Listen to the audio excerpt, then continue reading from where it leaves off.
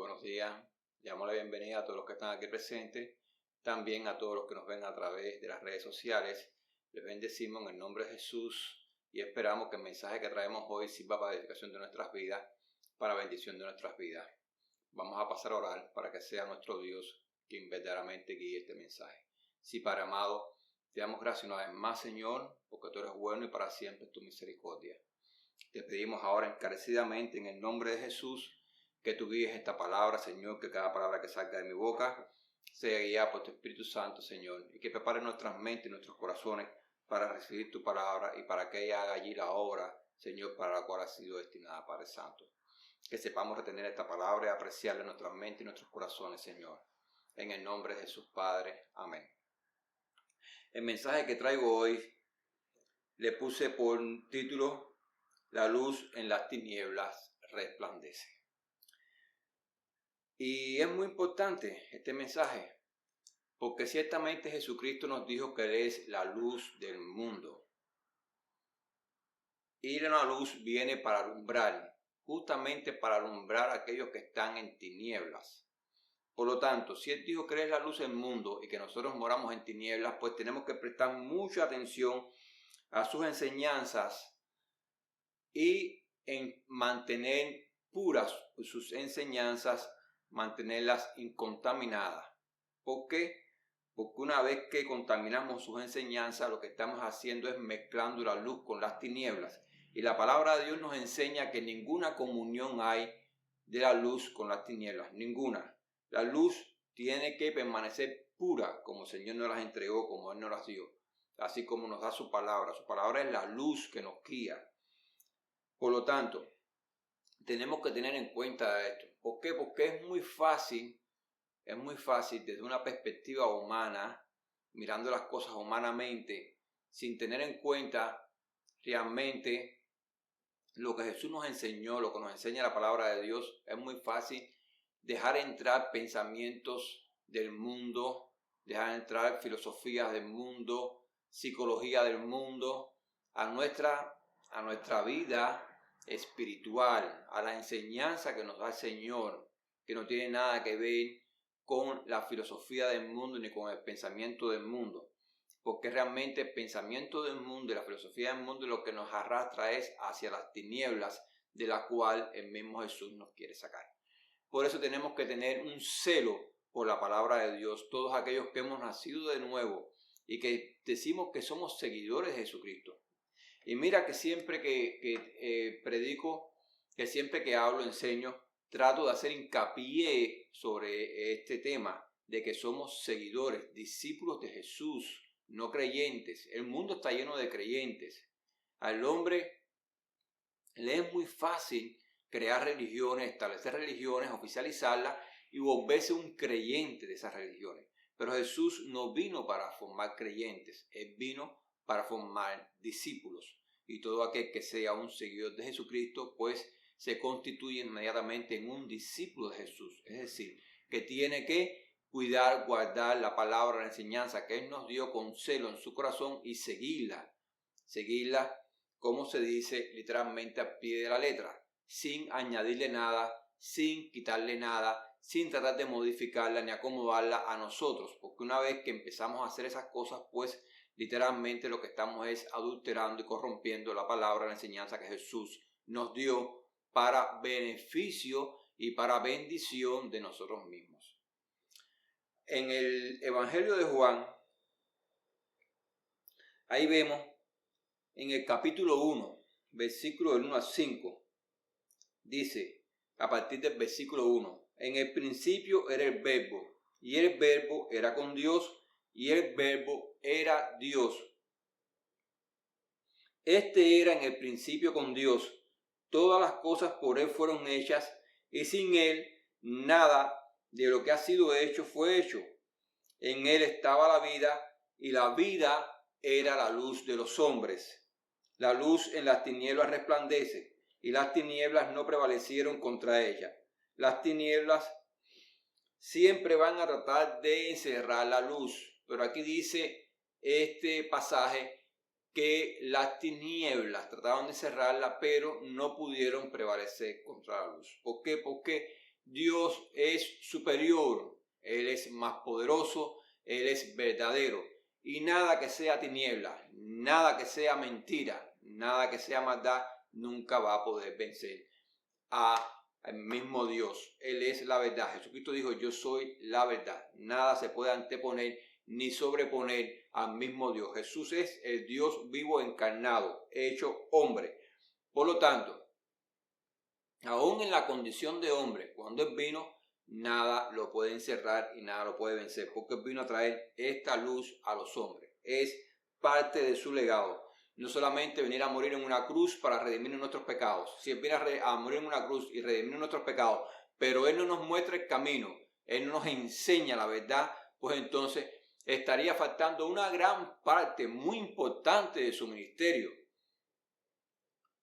Porque ¿cómo podemos retener esa salvación? ¿Cómo podemos entender verdaderamente quién Él es y qué fue lo que vino a hacer por nosotros si Él no nos enseña primero? Por eso tomó a 12 hombres para convertirlos en sus discípulos. No solamente esos 12, hubo otros que los siguieron que también eran sus discípulos.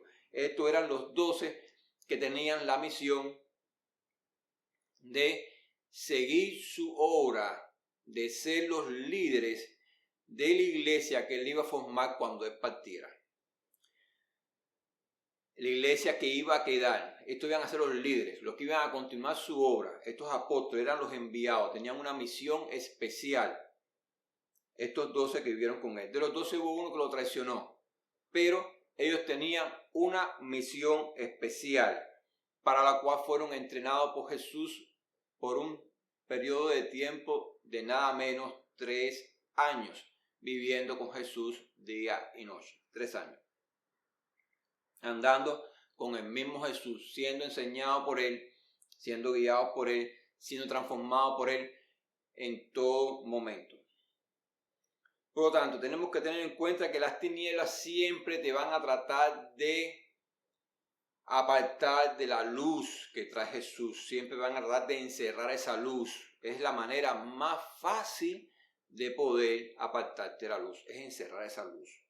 Ahora, las tinieblas, ¿cómo pueden hacer eso? Si tú eres un siervo de Jesús, tú eres un seguidor de Jesús, un discípulo, pues no lo pueden hacer de una manera bruta, una manera que tú puedas entender que es tiniebla. Ellas dice que se enmascaran en una apariencia de piedad. Y ahí hay que tener mucho cuidado, porque justamente la religión se enmascara en una apariencia de piedad. Las religiones tienen en el mundo entero una apariencia de piedad. Tú las miras y tú empiezas a mirarlas a grosso modo sin profundizar en sus doctrinas, sin profundizar, y tú miras así y tú miras una apariencia de piedad, todo parece muy lindo, muy bonito, pero no lo es. ¿Por qué no lo es? Porque tienen el objetivo de poner al hombre en un camino de perdición, en un camino de muerte, en encerrarlo en tinieblas, en apartarlos de Dios. Todo lo que te aparte de Dios, todo lo que te aparte de tu Salvador Jesucristo, todo lo que te ponga en un camino de muerte, pues aunque tenga una apariencia de piedad y se vea muy bonito y hable muy lindo, incluso te pueda traer ideas muy bonitas, pues es un camino de muerte, es mentira, es tiniebla y no es bueno para ningún hombre. Por lo tanto, tenemos que tener un celo por la palabra de Dios. Un celo. Jesucristo dijo, pasarán cielos y tierra, mas mi palabra no pasará. Su palabra va a permanecer hasta el fin de los tiempos. ¿Por qué? Porque el mismo Jesús lo estableció así. Y Jesucristo es la autoridad máxima. Nadie está a su altura ni por encima de él. Jesús es la autoridad máxima. No hay ningún hombre sobre la tierra que tenga la potestad de derogar la palabra de Dios, de quitarla ni de transformarla. No lo hay. No ha sido establecido por Dios, no ha sido revelado por Dios que va a ser así, no ha sido profetizado. Lo que sí fue establecido por el mismo Jesucristo cuando estuvo aquí en la tierra entre los hombres es que pasarán cielos y tierra. Vendrán muchas modificaciones en la humanidad, vendrán diferentes épocas, vendrán diferentes generaciones con diferentes costumbres, con diferentes modas, con diferentes maneras de pensar. Se aumentará la ciencia, pasarán muchas cosas. Habrá muchas modificaciones y muchos cambios. Harán guerra, rumores de guerra, pasarán muchas cosas. hasta el fin de los tiempos, pero mi palabra no pasará. Por eso hay que tener en cuenta de que la palabra de Dios es eterna. ¿Por qué? Porque Dios es eterno.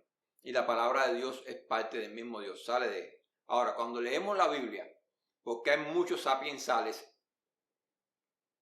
que les gusta coger la misma palabra de Dios para contraponerla contra ella misma y decir, todo lo que está en la Biblia no es de Dios porque todo nos sale de Dios. Y la Biblia es un libro que también es histórico. La Biblia es un libro que es espiritual, pero también es un libro que recoge la historia de la humanidad, que recoge la historia de una nación, que recoge la historia de hombres que fueron homicidas, de hombres que fueron blasfemos, de hombres que hicieron mal, que se levantaron en contra del pueblo de Dios y por supuesto esas acciones de maldad, de muerte, esas blasfemias, esas palabras, eso no sale de Dios. Dios lo recoge en su palabra y deja que se plasme allí para que vean cuán negra se ha puesto el alma del hombre desde que fue separado de su creador. Cuánta muerte, cuánta maldad entró en el corazón del hombre, entró en la humanidad desde que el hombre fue separado de su creador, de que el hombre cayó de la gracia. Porque cuando vino Satanás y tentó al hombre para que desobedeciera a Dios, lo que le pasó al hombre fue caer de la gracia. Lo que vino para la vida del hombre fue una desgracia, porque al estar separado de Dios, por lo que entró en la vida fue una desgracia. Entonces, si no hay gracia, lo que hay es desgracia. Jesucristo viene para establecer una gracia del cielo sobre la humanidad perdida, sobre la humanidad condenada a muerte. Viene a establecer esta gracia, viene a reconectarte con Dios, viene a reconectarte con el Padre, viene a reconectarte con la vida. De hecho, Él dijo, yo soy la resurrección y la vida. El que cree en mí, ciertamente vivirá, no pasará, no tendrá muerte, sino que pasará de muerte a vida. Y esa es la misión más importante que viene a hacer a Jesucristo en la tierra, a reconectarnos a Dios, a reconectarnos a Dios, a reconectarnos al Padre, a la vida, pues nos reconecta a la bendición también, nos reconecta a la gracia, a la bendición, todo lo bueno que perdimos, ahí nos reconecta. Pero hay hombres que tratan de tergiversar todo lo que Jesús enseñó. A través de la historia de la iglesia cristiana, vemos cómo hay hombres que tratan de tergiversar esto. Y vamos a entrar en un poco de historia, vamos a hacer un pequeño preámbulo. Allí en Hechos 11, del 25 al 26. Porque tenemos que hacer un poco de historia, porque como que un poco se habla mucho de que la iglesia cristiana nació en Roma. Y la iglesia cristiana no nació en Roma. Es una gran ignorancia de los hombres y una gran tergiversación. Están forzando la historia, están tergiversando la verdad. La iglesia cristiana no es producto de los hombres ni nace en Roma. Más bien, en Roma nace la primera gran apostasía de la iglesia cristiana. Se oficializa, ya había apostasía dentro de la iglesia, ya habían corrientes que no tenían nada que ver con la doctrina de los apóstoles metidos dentro de la iglesia, que los mismos apóstoles cuando estaban en vida la empezaron a combatir. Pero cuando se oficializa la religión, que ni siquiera se le puso cristiana, si vas a internet y tú lees, tú vas a ver que dice la Santa Iglesia Católica Romana, ni siquiera se le pone la Santa Iglesia Cristiana Católica Romana, se pone la Santa Iglesia Católica Romana. Donde santa te da a entender de que es algo santo, como que viene, que no tiene nada malo, que todo es santo, todo es pulcro, y no es así.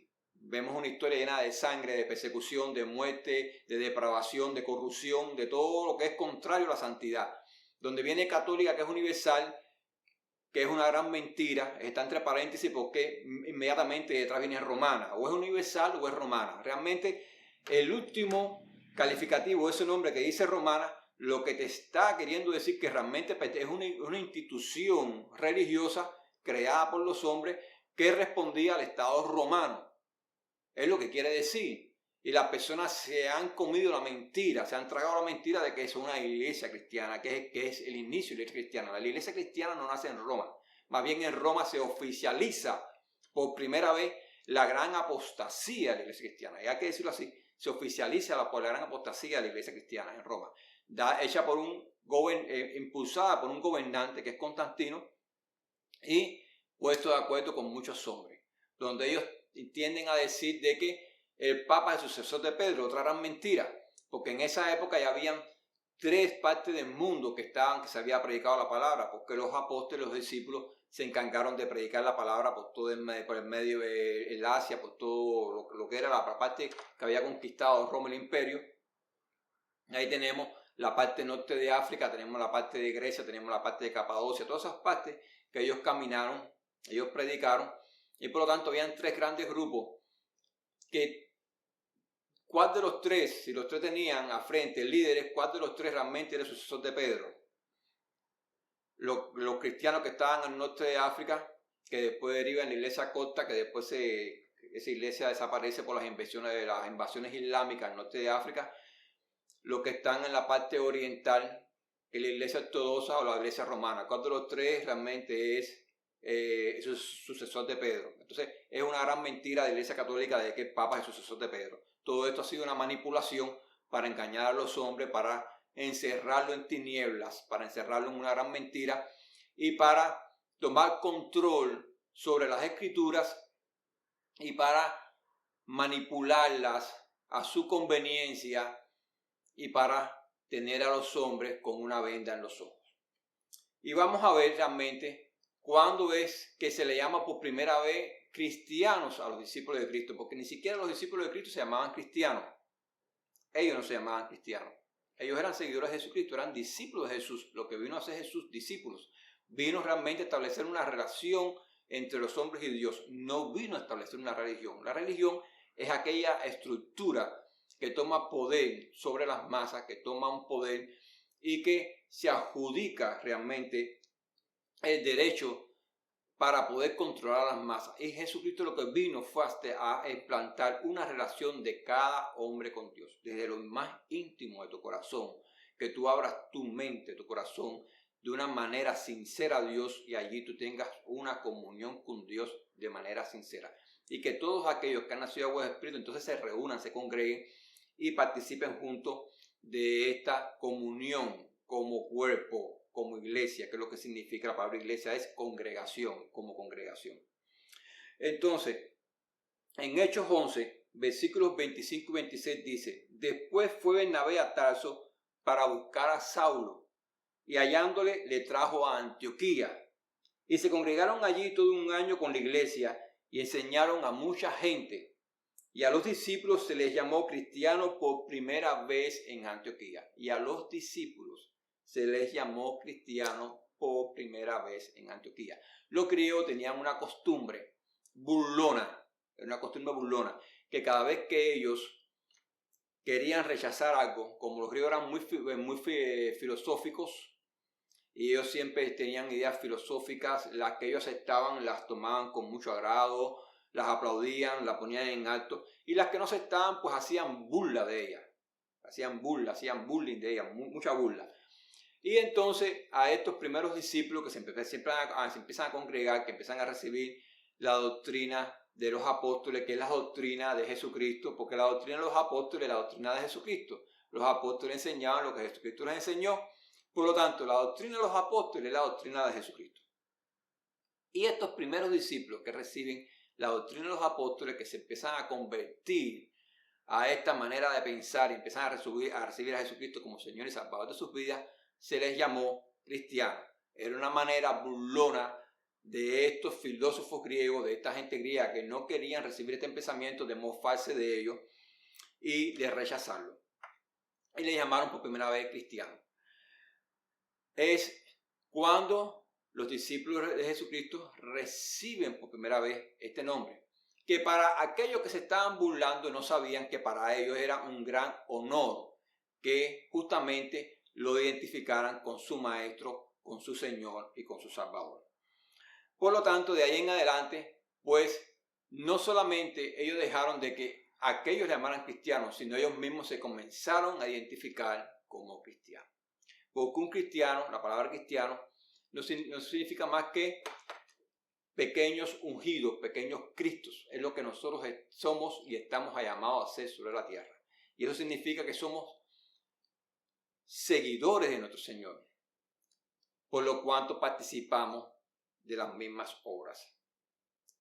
En 2 de Timoteo 3 es muy importante porque estábamos hablando de que se oficializó por primera vez es la gran apostasía que intenta encerrar la palabra de Dios, intenta cerrarla y extender las tinieblas a los hombres. Dice ahí en Hechos 2 del 1 al 13. Vamos a leer ese pasaje y ahí se sacan por arribita dos grandes enseñanzas. A partir del versículo 1.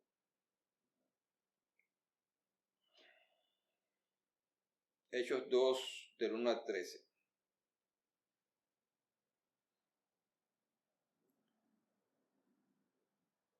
Dice, cuando llegó el día de Pentecostés, estaban todos unánimes juntos. Y de repente vino del cielo un estruendo como de un viento recio que soplaba, el cual llenó toda la casa donde estaban sentados. Y se les aparecieron lenguas repartidas como de fuego, asentándose sobre cada uno de ellos. Y fueron todos llenos del Espíritu Santo, y comenzaron a hablar en otras lenguas, según el Espíritu les daba que hablasen. Moraban entonces en Jerusalén judíos, varones piadosos de todas las naciones bajo el cielo.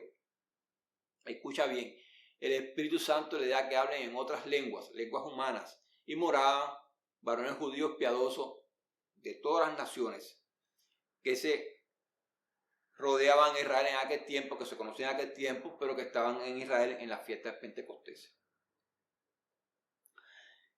Y hecho este estruendo, se juntó la multitud y estaban confusos porque cada uno les oía hablar en su propia lengua. Y estaban atónitos y maravillados diciendo, mirad, ¿no son galileos todos estos que hablan? ¿Cómo pues les oímos nosotros hablar cada uno en nuestra lengua en la que hemos nacido? Partos, medos, elamitas y los que habitamos en Mesopotamia, en Judea, en Capadocia, en el Ponto y en Asia, en Frigia, en Panfilia, en Egipto y en las regiones de África más allá de Cirene, y romanos aquí residentes, tanto judíos como prosélitos, cretenses y árabes, les oímos hablar en nuestras lenguas las maravillas de Dios.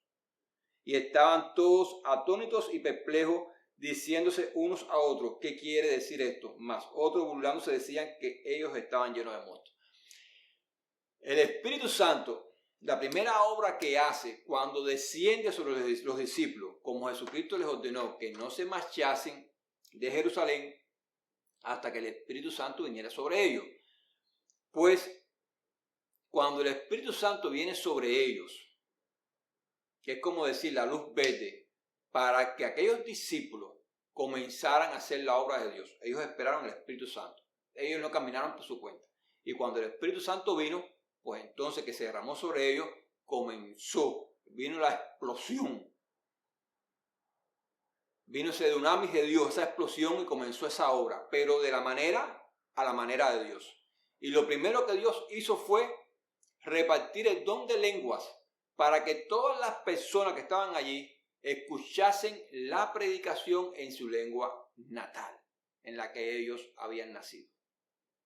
Ellos no tenían que aprender el griego, ellos no tenían que aprender el hebreo para poder entonces conocer la palabra de Dios.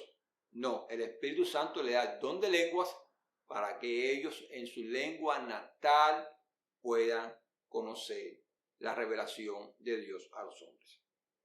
Lo primero que hace, una de las primeras cosas que hizo la Iglesia Católica fue oficializar un idioma a través del cual se daba la misa y se predicaba la misa, que era el latín. Trataron de encerrar la luz, porque si tú eras nacido en Alemania, en Francia, y tú no eras una persona que podía estudiar el latín, y te estaban dando una misa en latín, y tú lo que hablas es francés, alemán, ruso, árabe, lo que sea, y tú no sabes nada de latín, pues te están hablando en chino. tú no entiendes lo que te están hablando. Hay un hombre que está hablando lo que quiere hablar, enseñando lo que quiere enseñar, y tú ni siquiera entiendes lo que está hablando, no tienes acceso a las escrituras y no entiendes lo que está hablando. Por lo tanto, no te estaban diciendo nada. Tú salías de allí peor que como habías entrado, porque venías a buscar de Dios y lo que escuchabas era un hombre hablando un idioma desconocido para ti, que no te daba ningún mensaje, tú no recibías ningún mensaje y ya. Es una manera de manipular a las masas, es una manera de mantener a las masas en tinieblas, ciegas, y poder hacer de ellas lo que se desea. Es una de las cosas que se hizo. Y cuando hubo hombres de Dios dentro de ellos mismos, porque las tinieblas, dice en Juan 1, y trataron de encerrar la luz, pero no pudieron. ¿Por qué? Porque la luz en las tinieblas resplandece. Y mientras más oscuras son las tinieblas, más brilla la luz. Hubo hombres de ellos que buscaban de verdad a Dios, que estaban dentro de ellos, pero que eran hombres con un corazón verdaderamente consagrado y convertido a Dios, que tomaron esas escrituras y comenzaron a traducirlas a las diferentes lenguas, para que cada hombre pudiera leer las escrituras en su lengua natal y pudiera en su lengua natal poder escuchar la revelación de Dios, como lo instituyó el Espíritu Santo cuando se derramó por primera vez sobre los discípulos, que cada nación, que cada hombre tiene el derecho y el privilegio dado del cielo de poder tener la revelación del cielo dada de Dios a los hombres en su propia lengua natal en la cual él nació. Aquí vemos una gran diferencia entre la iglesia verdadera y la iglesia romana establecida por los hombres. Otra de las grandes diferencias es de que esta iglesia nace en Jerusalén y no nace bajo un acuerdo de hombres y no nace por decreto de hombre ni de emperador, sino nace por el decreto de Rey de Reyes, Señor de Señores y bajo el poder del Espíritu Santo de Dios. Nace en Jerusalén. El día que desciende el Espíritu Santo sobre los discípulos, el día que empodera a los discípulos santos y los unge y le da los dones, en ese momento que ellos reciben este bautismo del Espíritu Santo y que se llenan de ese poder del cielo, de ese poder de Dios, pues ahí nace la iglesia cristiana. Y mira qué diferencia. Ni siquiera le ponen nombre, ni siquiera dicen Iglesia de Jerusalén. No, porque el objetivo no es de que todas las iglesias se conviertan en iglesias de Jerusalén. El objetivo es de que sean alcanzadas todas las familias de la tierra y que cada lengua, tribu, nación pueda recibir esta bendición dada por Dios. Que cada hombre tenga este privilegio de recibir el mensaje de salvación. No importa de dónde sea, no importa en qué parte del mundo nació, no importa de qué color sea su piel, no importa cuál sea su estrato social, no importa su sexo, si es hombre o mujer, no importa si es anciano, si es niño, no importa, lo que importa es que sea alcanzado por la palabra de Dios. Por lo tanto, no se le da una terminología local, porque al darle un nombre local, pues está encerrando un movimiento que ya está inmediatamente haciendo una división y está haciendo una partición, una separación del resto de la humanidad. Y la iglesia cristiana, los discípulos de Cristo, verdaderamente es una iglesia universal, porque Cristo vino a morir por todos, para que todo aquel que en él crea no se pierda, mas tenga vida eterna. Y cuando él venga por su iglesia, que no es una iglesia local ni regional,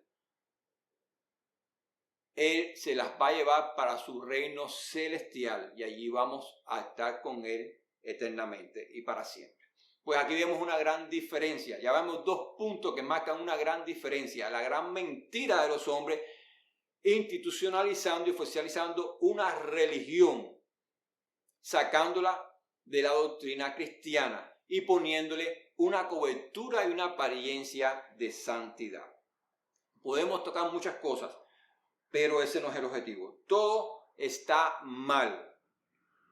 Toman algunos puntos de la verdad, lo ponen y lo rodean de una gran mentira. Ahora, tienes que tener presente que utilizan diferentes métodos o herramientas para poder establecer la apostasía. Está el diablo, está el mundo y está la carne caída del hombre.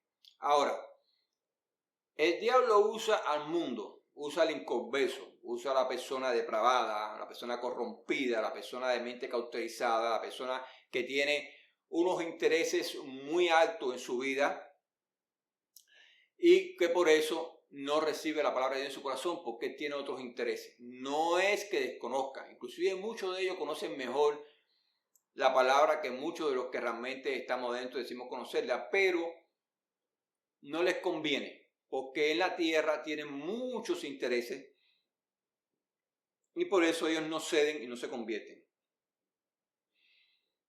Intereses de fama, de poder y de dinero. Por eso el mundo utiliza justamente estas tres cosas, que es a lo que le hablan a la carne del hombre. Ellos seducen, el mundo seduce. Pero no podemos decir realmente que la apostasía entra a la iglesia porque el mundo la trae. La apostasía entra a la iglesia porque el hombre que está dentro de la iglesia deja entrar la apostasía o porque algunos que tienen una apariencia de piedad, que quieren obtener ganancia también dentro de la iglesia, entran enmascaradamente y se hacen pasar como que son cuando realmente no lo son. Y estando adentro, pues traen esos pensamientos adentro de la iglesia y los van trayendo de una manera encubierta. Y así lo van metiendo poco a poco.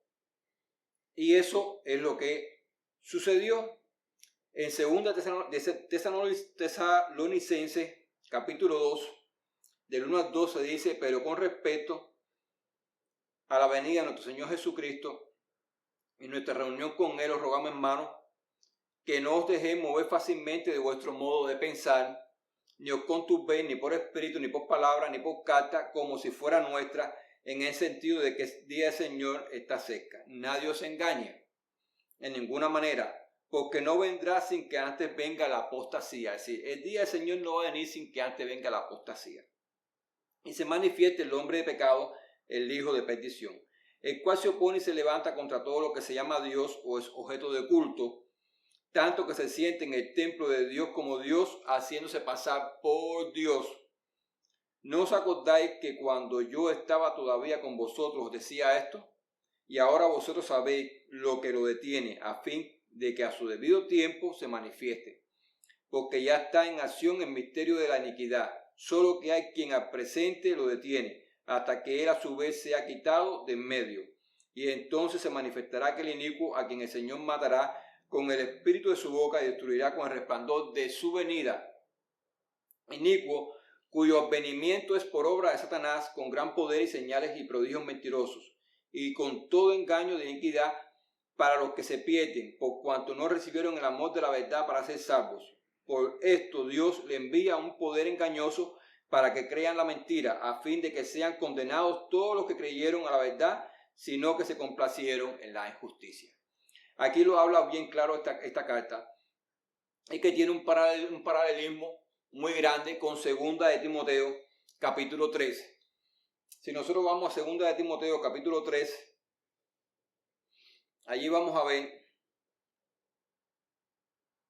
en el capítulo 3 como dice: también debes saber esto, que en los postreros días vendrán tiempos peligrosos, porque habrá hombres amadores de sí mismos, avaros, vanagloriosos, soberbios, blasfemos, desobedientes a los padres, ingratos, impíos, sin afecto natural, implacables, calumniadores, intemperantes, crueles, aborrecedores de lo bueno, traidores, impetuosos, infatuados, amados de los deleites más que de Dios, que tendrán apariencia de piedad, pero negarán la eficacia de ella. A estos evita. Porque de estos son los que se meten en las casas y llevan cautivas a las mujercillas cargadas de pecados, arrastradas por diversas concupiscencias, Estas siempre están aprendiendo y nunca pueden llegar al conocimiento de la verdad. Y de la manera que Janes y Jambres resistieron a Moisés, así también estos resisten a la verdad. Hombres corruptos de entendimiento, réprobos en cuanto a la fe, mas no irán más adelante, porque su insensatez será manifiesta a todos, como también lo fue la de aquellos. Pero tú has seguido mi doctrina, conducta, propósito, fe, longanimidad, amor, paciencia, persecuciones, padecimiento, como los que me sobrevinieron en Antioquía, en Iconio, en Listra, persecuciones que he sufrido, y de todas me ha librado el Señor. Y también todos los que quieren vivir piadosamente en Cristo Jesús padecerán persecución. Mas los malos hombres y los engañadores irán de mal en peor, engañando y siendo engañados. Pero persiste tú en lo que has aprendido y te persuadiste, sabiendo de quién has aprendido, y que desde la niñez has sabido las sagradas escrituras, las cuales te pueden hacer sabio para la salvación por la fe que es en Cristo Jesús. Toda la escritura es inspirada por Dios y útil para enseñar, para redarguir, para corregir, para instruir en justicia, a fin de que el hombre de Dios sea perfecto, enteramente preparado para toda buena obra. Aquí el apóstol Pablo está exhortando a Timoteo de una de las cosas que dice, porque tú has seguido. Él ha seguido sus enseñanzas. Él ha seguido la enseñanza del apóstol. La enseñanza del apóstol que el apóstol recibe del mismo Jesús. Tenemos que tener en cuenta esto. Por lo tanto, es muy fácil cuando nuestra carne está inclinada a los deseos de la carne, que se pueda meter cualquier corriente, cualquier pensamiento, cualquier doctrina que no tiene nada que ver con lo que Jesús enseñó, que no tiene nada que ver con lo que enseñan las Sagradas Escrituras. Es muy fácil que entre la apostasía, es muy fácil que entre toda esa doctrina de idolatría, es muy fácil que entre toda la doctrina del mundo, la filosofía del mundo, el pensamiento del mundo y la iglesia, que seduce al hombre de Dios y que lo enseña realmente a desobedecer a Dios. Porque cuando tú desobedeces la palabra de Dios, cuando tú la tuerces, cuando tú la transformas, la acomodas a tu conveniencia, lo único que estás haciendo es desobedeciendo a Dios. Quien no realmente tiene en cuenta la autoridad de la palabra de Dios, dicho de paso, la autoridad de la palabra de Dios no está a la altura de ningún pensamiento humano, ni ninguna filosofía humana, ni a la altura de ningún hombre, empezando por mí, terminando por cualquier hombre. La palabra de Dios está por encima de todos nosotros. La palabra de Dios, sus mandamientos, sus enseñanzas, sus instrucciones, el evangelio de Cristo está por encima de nosotros. Las enseñanzas de Jesús está por encima de nosotros y es dada a nosotros para guiarnos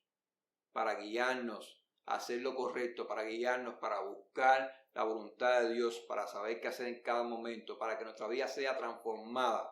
Nosotros no hacemos nada con vestirnos bonito por fuera, peinarnos bonito, echarnos perfume y tener una apariencia bonita y hablar muy bonito, cosas que nos aprendemos en la palabra de Dios y después hacer un gran desastre en nuestra vida.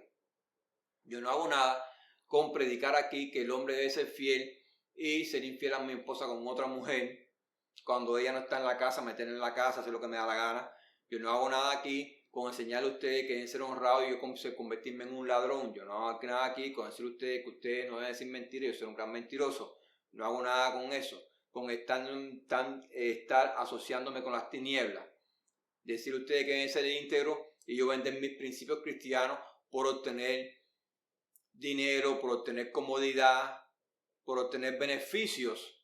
Entonces sería un gran hipócrita.